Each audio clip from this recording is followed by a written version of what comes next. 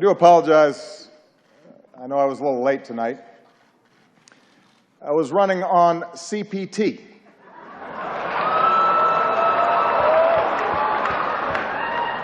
Which stands for jokes that white people should not make.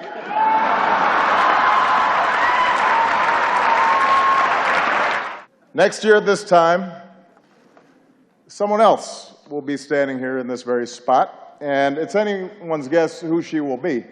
But 8 years ago, I said it was time to change the tone of our politics. In hindsight, I clearly should have been more specific.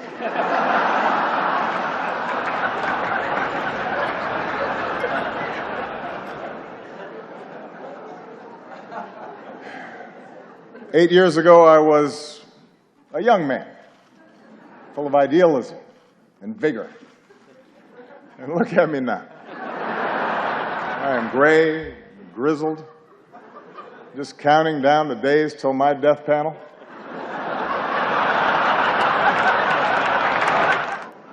But it's not just Congress. Even some foreign leaders, they've been looking ahead, anticipating my departure. Last week, Prince George showed up to our meeting in his bathrobe. That was a slap in the face.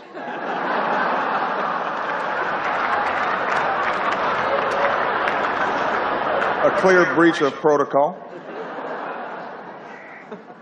Although, while in England, I did have lunch with Her Majesty the Queen, took in a performance of Shakespeare, hit the links with David Cameron, just in case anybody is still debating whether I'm black enough. I think that settles the debate.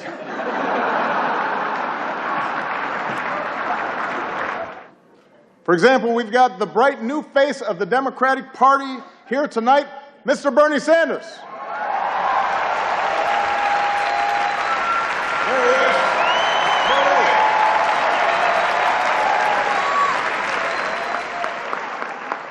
Bernie, you look like $1 million. Or to put it in terms you'll understand, you look like 37,000 donations of $27 each. I am hurt, though, Bernie, that you've been distancing yourself a little from me. I mean, that's just not something that you do to your comrade. Feel the burn. Feel the burn. It's a good slogan. Hillary's slogan has not had the same effect. Let's see this.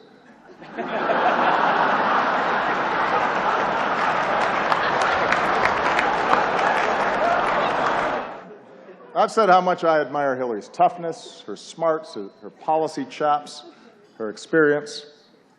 You've got to admit it, though.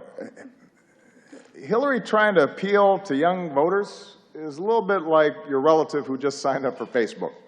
Yeah. Dear America, did you get my poke? Is it appearing on your wall? I'm not sure I'm using this right. And then there's Ted Cruz. Ted had a tough week.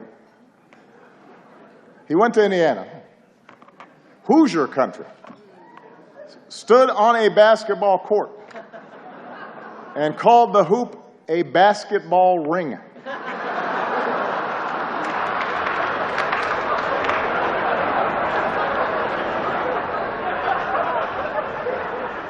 What else is in his lexicon? Baseball sticks, football hats. But sure, I'm the foreign one. And it is surprising. You've got a room full of reporters, celebrities, cameras, and he says no. Is this dinner too tacky for the Donald? What could he possibly be doing instead? Is he at home eating a Trump steak?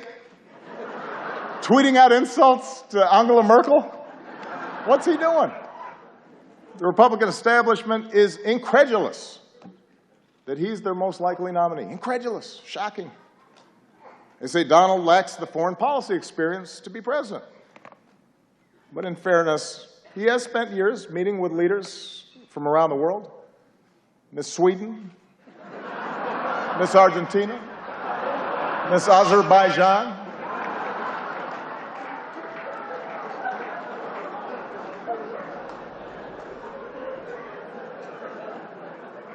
And there's one area where Donald's experience could be invaluable, and that's closing Guantanamo, because Trump knows a thing or two about running waterfront properties into the ground.